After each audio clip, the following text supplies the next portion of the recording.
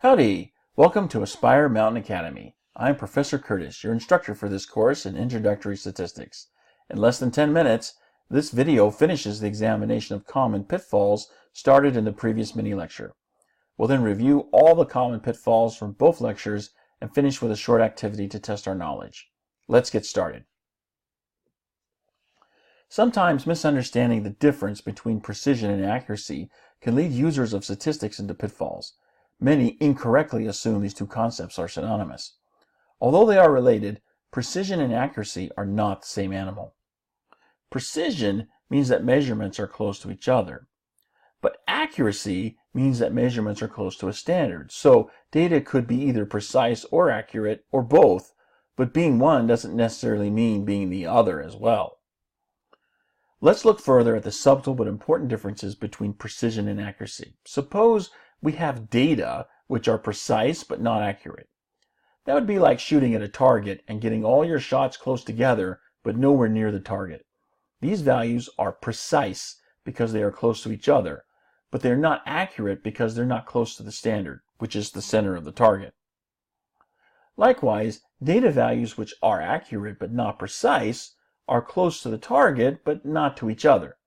These values are not precise because they are not close to each other, but they're accurate because they are each close to the standard.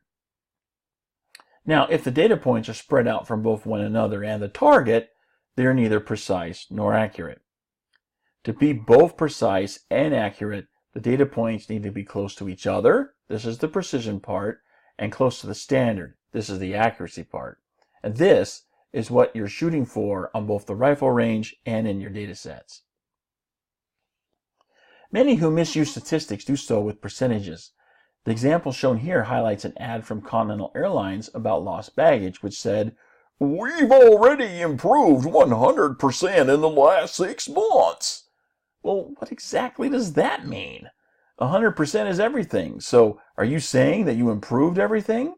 Or are you saying that the improvement you made in the last 6 months is the same as you made in the previous 6 months? Or are you saying that you didn't make any mistakes in the last 6 months? What exactly does improved 100% mean? And what exactly was improved? Was it the time to return lost baggage to customers? Was it not getting bags lost in the first place? Without seeing the ad or a transcript, it's hard to say. But then again, that might not be of any help considering how confusing improved 100% is. So be clear with your intended meaning when using percentages. Okay, let's review what we just learned about potential pitfalls with data. First, avoid misleading conclusions. Remember that correlation is not causation. Second, make sure your sample size is sufficiently large for your study or experiment. You can't always avoid missing data in your data set, but you should always strive to reduce its impact as much as possible. Remember, you can make a model that tells you anything you want to hear just by cherry-picking your data set. Loaded questions, the order of questions, and non-response all influence the results of a survey, so make sure you give proper attention to how you write and organize your survey. Remember that precision and accuracy are not the same animal. Precision is how close your data points are to each other, but accuracy is how close your data points are to a given standard. Also remember to use percentages appropriately. And speaking of potential pitfalls, don't go messing around with characters that look like this guy. He doesn't seem to be in a good mood, so let's just let him be. Okay, now that we've learned about the potential pitfalls that can lead us to misuse statistics, let's apply what we've learned by playing a game called What is Wrong?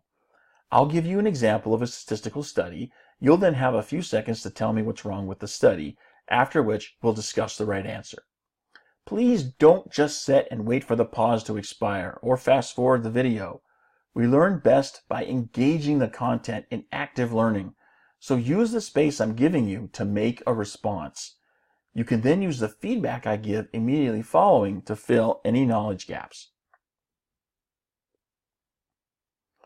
Okay, here is an example to illustrate how this game is played. The Idaho Potato Commission polled 1,000 adults about their favorite vegetable, and the number one choice at 26% of responses is the potato. So what's wrong here?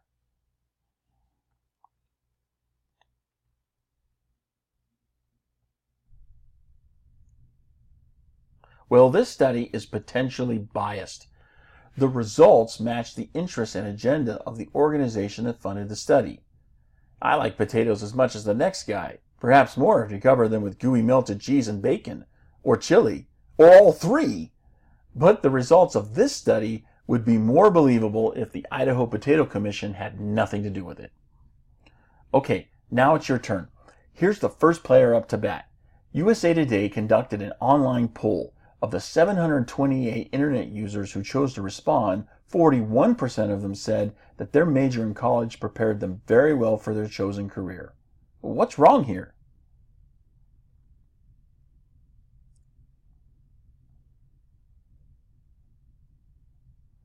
I hope you said something like, the study employs an ineffective sampling method.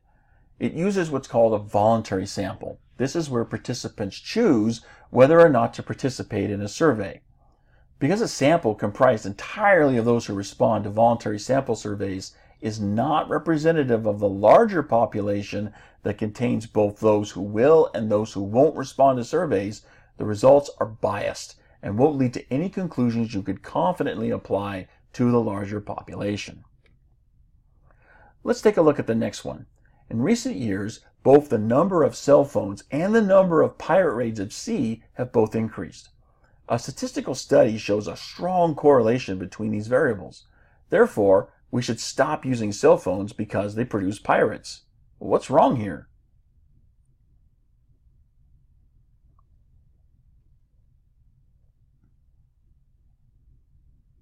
Well, obviously increasing cell phone use doesn't produce pirates. Although, I'm pretty confident that if the pirates look like Johnny Depp, we definitely see an increase in cell phone use. Seriously, these two variables may be statistically correlated, but correlation never implies causation. Just because two variables exist together doesn't mean there's a relationship. And just because there is a relationship doesn't mean that relationship must be causal.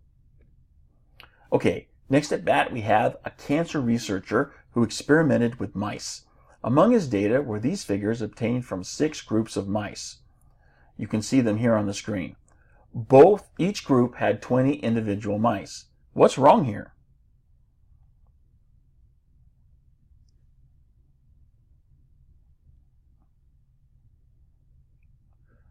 We'll take a close look at the reported numbers. There's no way you can get those numbers if your sample size is 20.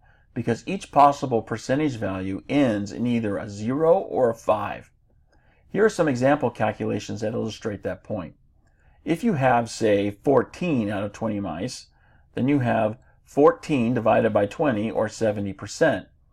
Take just one mouse away, and now you have 13 out of 20 mice, which gives 13 divided by 20, or 65%. So, how exactly do you get 67%? It's not like you can count partial mice. What we see here is a cousin of cherry picking our data set so we can get a result we want to hear. But every dishonest act is always discovered eventually. Always. So don't do it. Incidentally, this particular researcher was criticized for falsifying his data, and rightly so. And that brings us to the end of this mini lecture. I hope you found it helpful. If you'd like more practice with detecting statistical pitfalls, the next mini lecture contains many more examples for your practicing pleasure. And as always, you can find more mini lectures for this and other courses at AspireMountainAcademy.com. Thanks for watching. I'll see you in the next video.